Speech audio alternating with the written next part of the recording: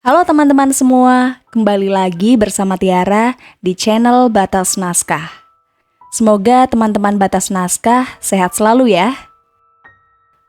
Nah, sekarang kita akan melanjutkan kisah yang masih bersambung sebelumnya dengan judul Diceraikan Saat Jatuh Miskin.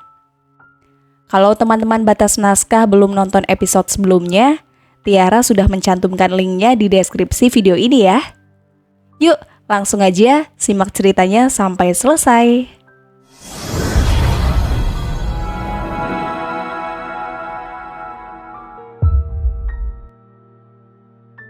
Dia berpikir jika biarkan saja keluarga mereka tahu dirinya sedang nelangsa karena akan diceraikan Bimo. Namun, ia tak mau bekerja dan menafkahi lagi mereka. Pesan masuk semalam dari Bimo membuat Naila jengkel. Harusnya ia sebagai seorang istri dihormati dan dicukupi hidupnya, bukan harus menghidupi keluarga yang malas. Naila menghembuskan nafas, lalu membaringkan tubuh di kasur. Perjalanan hidupnya membuat dirinya semakin dewasa. Untung saja dia belum hamil dan mempunyai anak. Ia kembali teringat saat mulut manis sang mertua yang selalu memuji kecantikannya, namun berubah total saat ia jatuh miskin. Semua hinaan ia terima dan tidak ada lagi suara lemah lembut memanggilnya.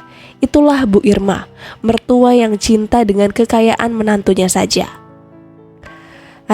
Harusnya aku gak sebego itu. Berteriak hanya membuat ia semakin kesal. Ponselnya berdering dan ia segera melihat siapa yang menelponnya. Mas Bimo mau apa menelpon aku? Tanpa pikir panjang, ia mengangkat telepon dari Bimo dan ingin tahu apa yang dikatakan suaminya itu. Ada apa lagi mas? Naila bertanya ketus. Kenapa kamu gak balas pesan aku semalam? Suara Bimo terdengar kesal di ujung telepon. Untuk apa? Jawabanku tetap sama. Aku gak mau bekerja hanya untuk menghidupi keluargamu yang parasit. Sombong kamu. Ingat, kamu akan menyesal karena menyia-nyiakan kesempatan rujuk sama aku. Naila kesal dan langsung mematikan teleponnya. Menyesal? Bukan aku, tapi kamu. Suasana rumah Pak Fadli begitu hangat. Semua yang ada di sana menyambut kedatangan Naila dengan baik. Juga sambutan istri dari Pak Fadli. Kebahagiaan nampak begitu jelas di wajah wanita dengan gamis navy itu. Ia memeluk dan mengelus rambut Naila. Nay, tinggal di rumah ini ya. Tante gak punya teman, ajak Bu Ningsih pada Naila. Namun ia masih ingin tinggal bersama Bi Asih. Ia berpikir jika dirinya tidak ingin menyusahkan keluarganya. Kamu kan tahu, Fani ikut suaminya di Semarang. Jadi tante sendirian di rumah ini. Om sibuk kerja. Lagi, Ningsih membujuk Naila. Naila gak enak sama Bi Asih. Ajak Bi Asih tinggal di sini. Gak apa-apa kok, kita juga butuh pembantu. Bagaimana? Naila tidak enak menolaknya. Bu Ningsih sangat baik padanya, tetapi ia ingin hidup mandiri dulu. Bu Ningsih sangat berharap Naila mau tinggal bersamanya. Rumah itu sepi semenjak sang anak menikah dan ikut dengan suami. Ia tak memiliki anak lagi, hanya Fani anak satu-satunya. Saat mendengar cerita dari Pak Fadli, ia merasa geram dengan Bimo. Ingin sekali ia menjemput Naila untuk tinggal lebih cepat di rumahnya. Namun sang suami tak mengizinkannya. Tante sedih dengar cerita kamu. Kamu yang sabar dan kuat ya. Iya, terima kasih tante. Berulang kali Bu Ningsih membujuk Naila. Akhirnya ia mau juga tinggal di rumah megah itu.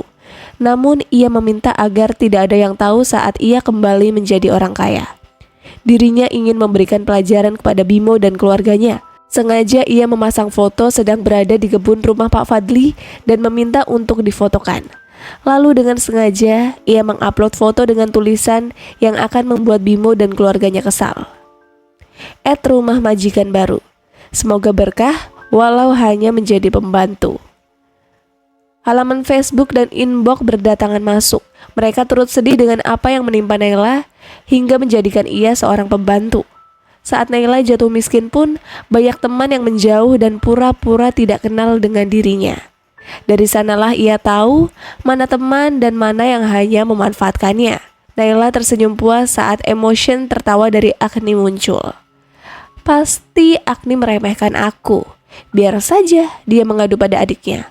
Pasti Bimo marah karena aku bekerja dan menolak menafkahi keluarganya. Naila bergumam sambil tersenyum menatap layar ponsel. Sementara Agni memanggil Bimo untuk melihat status yang dibagikan oleh Naila.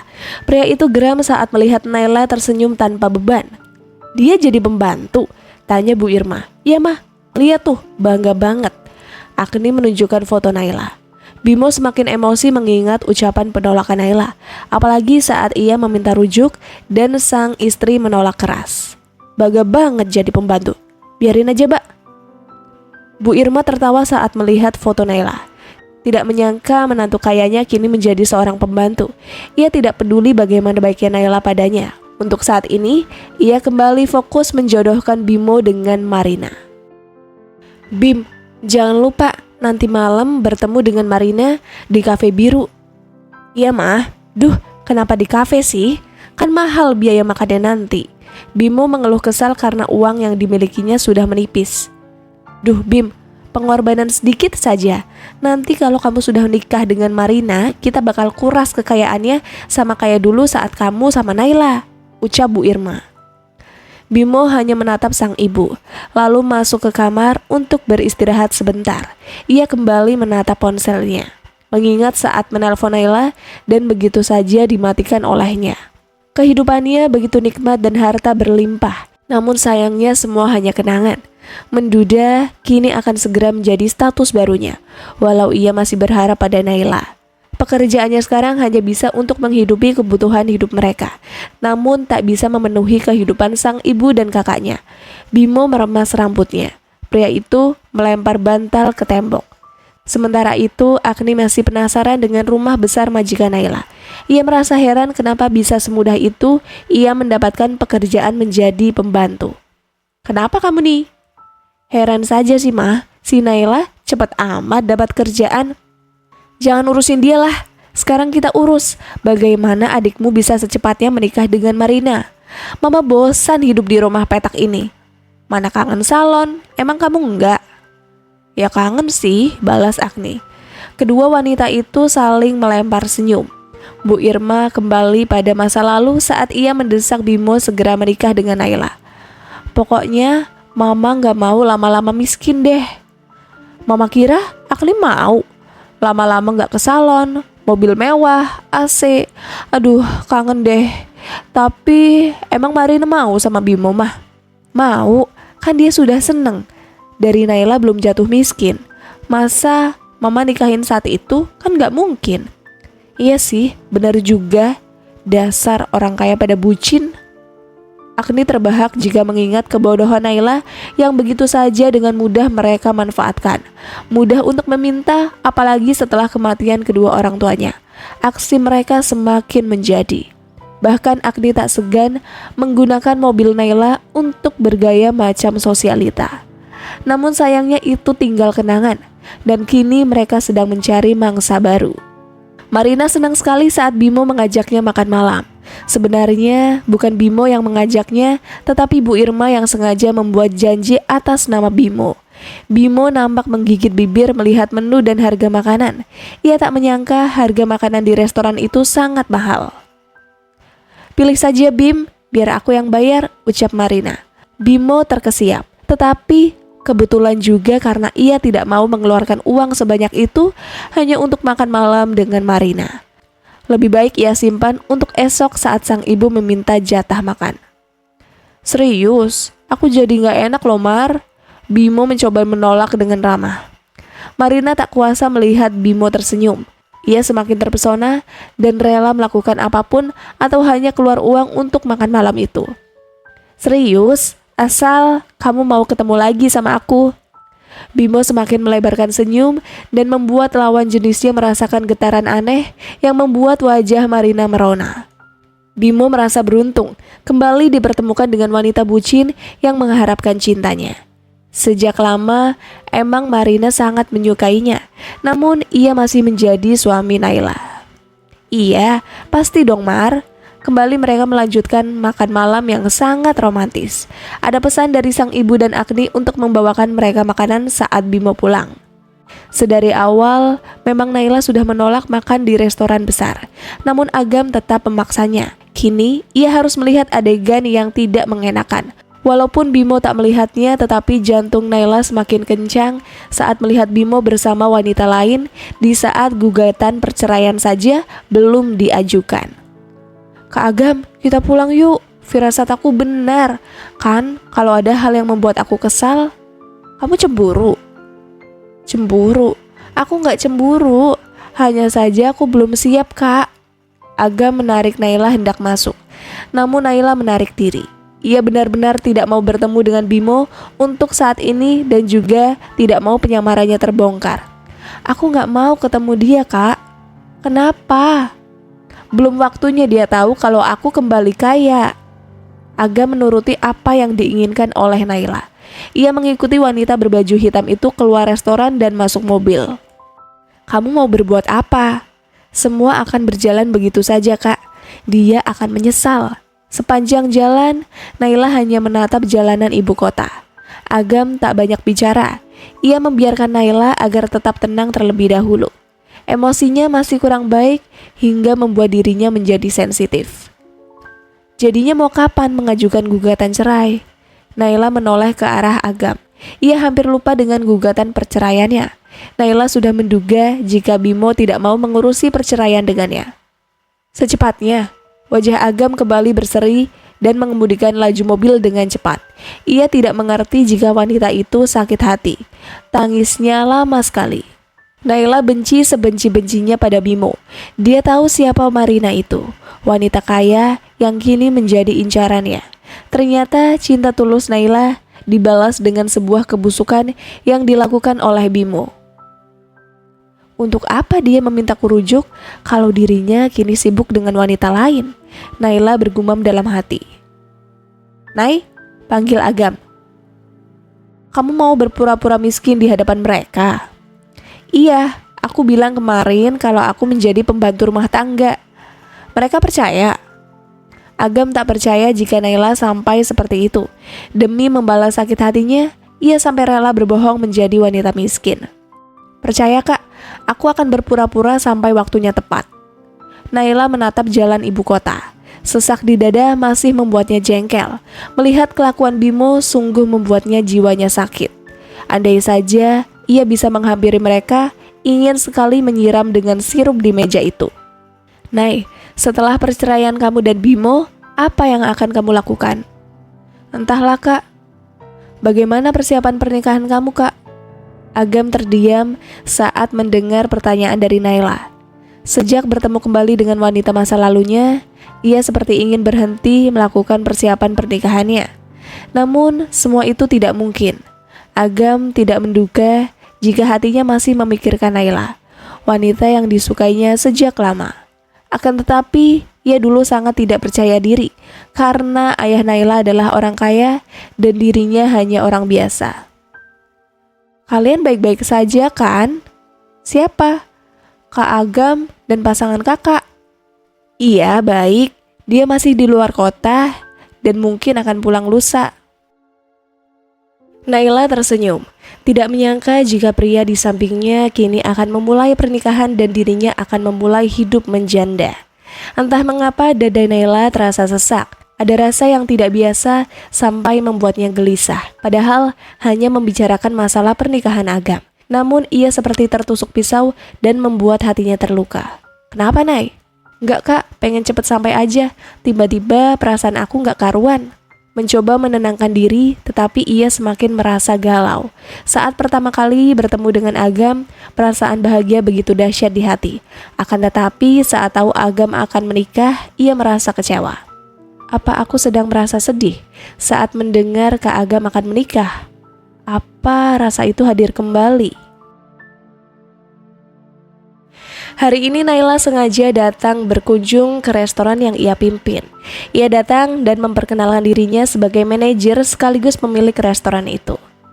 Semua sudah berjalan baik? Tanya Naila. Sudah, Bu. Segera Naila memeriksa beberapa data dan kelengkapan restoran. Ia tidak perlu pusing dengan data yang sudah rapi. Naila mencoba berbaur dengan karyawan lain agar bisa sepaham dengan mereka. Biar saya saja yang kasih ke customer, pinta Naila. Tapi ibu kan bos di sini, Bu. Gak masalah, santai saja. Naila dengan sigap membawakan makanan ke meja customer. Ia senang melakukan hal itu karena dirinya merasa menjadi seorang wanita yang bisa melakukan apapun sendiri, tidak hanya diam dan memerintah saja. Ia belajar dari kesalahan karena dulunya hanya menjadi wanita manja yang tidak bisa melakukan apapun. Senyum mengembang terpancar dari bibir tipisnya. Banyak pengunjung menatap wanita berkucir kuda itu. Wajah mungil dan dagu lancipnya membuat sebagian pria memperhatikannya. Bahkan gak segan bertanya pada karyawan lain tentang Naila. Sesuai kesepakatan, Naila tak mau customer tahu jika dirinya pemilik sekaligus manajer restoran itu. Hal tak terduga datang. Agni bersama Mirna duduk di pojok ruangan. Memang kebetulan yang sangat bagus untuk Naila. Ia melihat dua sosok yang tak asing baginya. Ternyata benar, mereka sudah akrab. Apa sebentar lagi Mas Bimo akan datang juga? Naila membatin dalam hati.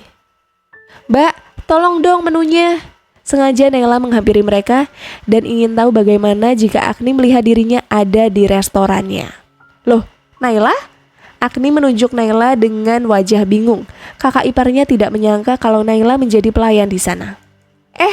Mbak Agni. Loh, bukannya kamu jadi pembantu? Ini restoran milik majikan aku. Berhubung ada karyawan yang gak masuk, jadi aku diminta untuk gantiin. Lumayan buat tambahan makanan, Mbak. Agni terkikik mendengar penuturan Naila. Ia ingin tertawa lebar saat adik iparnya yang dulu kaya kini menjadi pelayan restoran. Untung saja dirinya sudah memiliki mangsa baru. Marina menatap dari ujung kepala hingga kaki Naila. Ia merasa senang karena Naila jatuh miskin dan diceraikan Bimo. Dan dia akan menggantikan posisi Naila menjadi istri Bimo. Wah, kamu apes banget ya, Nay. Sudah bangkrut, diceraikan pula sama suami. Aduh, kamu gak gila tuh. Marina mencibir Naila dengan sinis. Sayangnya enggak tuh, aku miskin, tapi bahagia itu yang penting daripada kaya tapi dimanfaatkan. Duh, gak rela sampai 7 turunan. Naila menatap dengan senyum ke arah Agni yang memasang wajah tidak suka. Ia tidak mau berbasa-basi menutupi semuanya. Sini menu makanannya, gak usah banyak ceramah.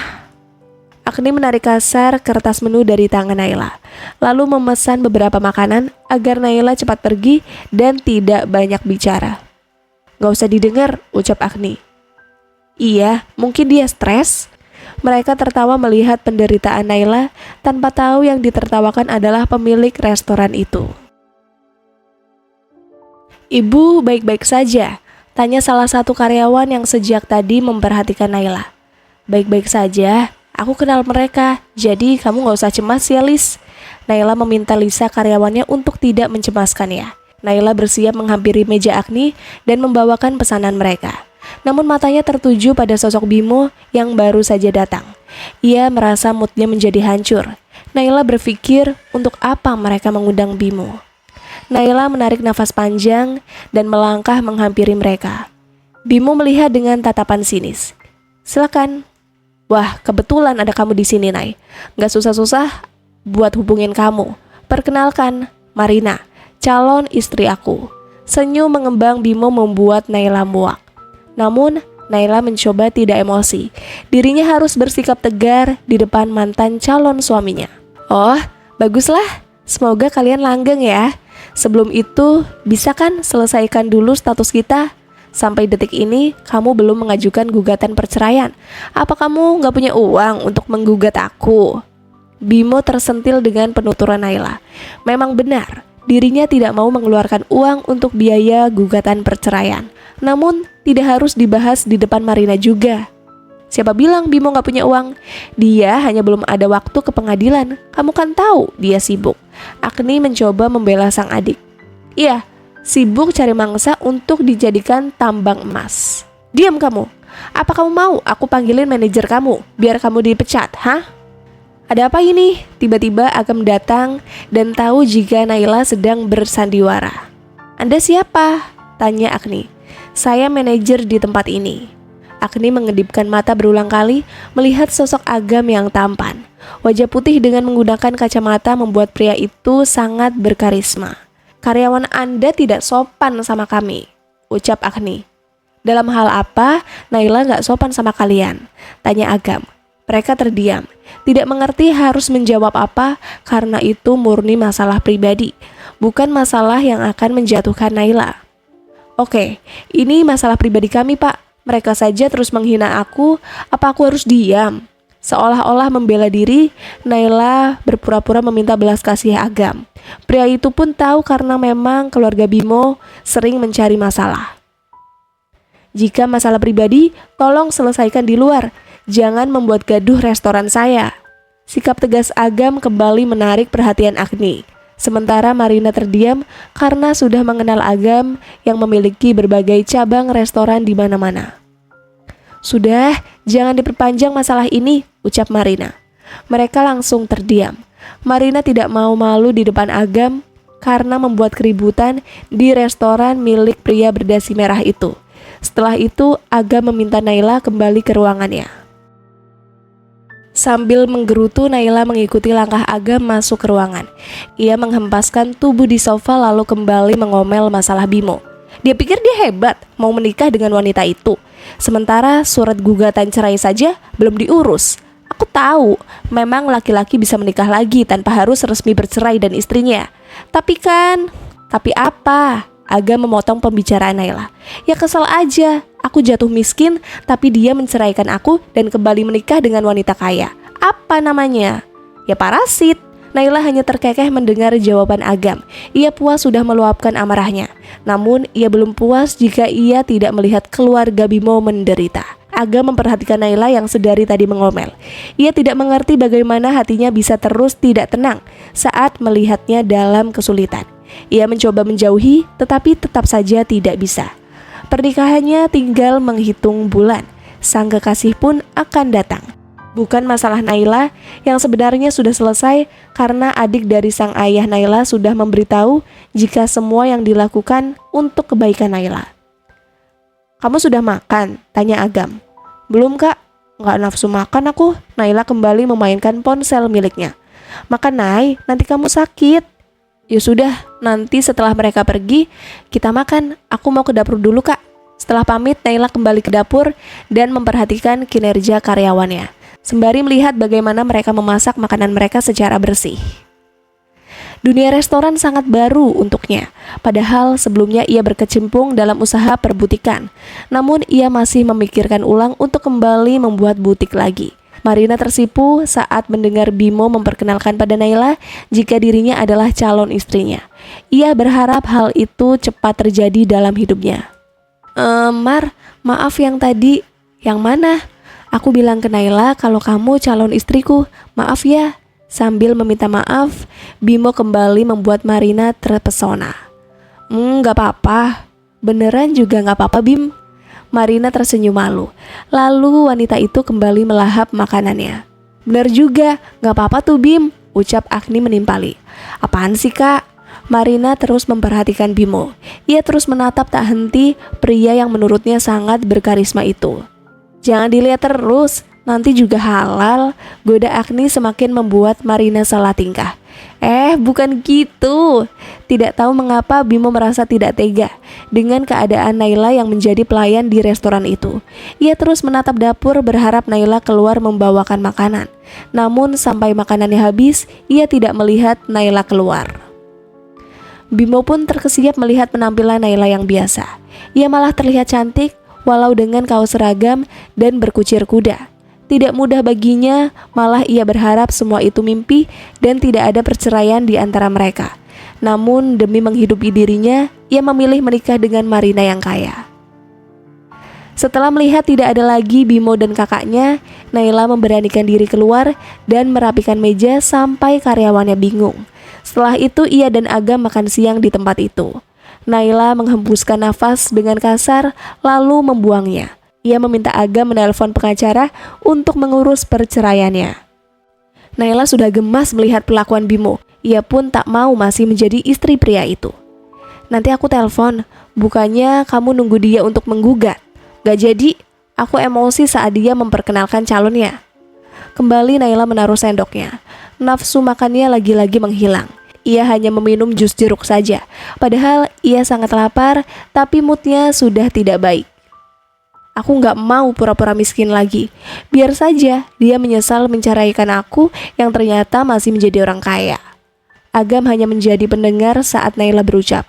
Ia paham jika Naila masih sangat sempit jalan pikirannya. Ia hanya mencoba membantu tanpa harus ikut campur tangan. Bukannya kamu yang mau pura-pura. Galau parah. Agam hanya bisa tersenyum melihat wajah Naila yang masam. Tadinya kak, tapi ya udahlah, biar mereka kapok. Kemudian setelah makan, Naila bergegas pulang. Namun Agam tidak bisa mengantarnya karena akan menjemput sang kekasih yang sedang dalam perjalanan. Naila sempat masam saat Agam bicara tak bisa mengantarnya.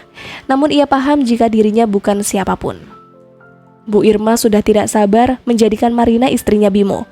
Ia sudah mencatat semua yang akan dibelinya saat Marina menjadi menantunya. Gerakan tangannya terhenti saat melihat anaknya pulang. Ia gegas merapikan dan menghampiri mereka. Gimana makan siangnya? Oke sih, kebetulan si Naila kerja di sana mah. Naila? Iya, jadi pelayan dan sekalian deh Bimo tadi bilang kalau dia akan menikah dengan Marina. Agni bercerita dengan menggebu-gebu. Sementara sang ibu menikmati setiap detik kata yang dikeluarkan oleh sang anak. Makanya si Naila sombong sih. Udah miskin, tambah miskin. Mereka tidak punya perasaan. Bisa tertawa di atas penderitaan orang lain. Sementara di rumah megah, Naila sedang mempersiapkan hal yang sangat bagus untuk mereka. Naila mematuk diri di cermin dan menatap dirinya. Lucu sekali pikirnya, ia dicampakkan begitu saja oleh suami karena jatuh miskin. Ia merasa tidak jelek walau tidak memakai make up. Bahkan ia lebih unggul dibanding Marina calon istri Bimo. Naila menghembuskan nafas kasar saat mengingat Bimo yang memperkenalkan Marina sebagai calon istrinya. Sial, kenapa dia mudah sekali mencari penggantiku? Dasar, mereka semua gila harta. Saat aku miskin, ditendang. Bagaimana jika mereka tahu aku kembali kaya raya? Naila terus bergumam sambil menatap cermin. Jika dia mau, banyak teman pria yang tampan dan bisa saja ia mencari pendamping baru dari kalangan yang sederajat dengannya. Namun ia tidak seperti itu. Dirinya tidak mau terburu-buru membalas dengan mencari pasangan juga. Biarlah Bimo menikah duluan, tetapi ia ingin perceraian mereka selesai secepatnya. Nay, tante boleh masuk enggak? Suara Bu Ningsih terdengar dari luar kamar. Naila bergegas membukakan pintu untuk sang tante. Wanita dengan gamis hitam itu masuk ke kamar Naila. Ia duduk di kursi rias milik Naila. Kamu belum tidur? Tanya Bu Ningsih. Belum Tan, lagi gak bisa tidur. Kamu serius dengan apa yang kamu katakan tadi? Mau memulai memimpin semua bidang bisnis yang dimiliki keluarga ini? Tanya Bu Ningsih memastikan lagi. Iya Tan, aku mau melupakan semua kesedihan aku. Aku mau bangkit dan membuktikan kalau aku nggak lemah. Bu Ningsih memandang Naila dengan penuh emosi. Ia tahu penderitaan yang sedang dialami keponakannya itu begitu berat. Namun, ia ingin Naila lebih santai agar tidak terlihat menjadi beban untuk mengurus semuanya. Tapi kamu kuat.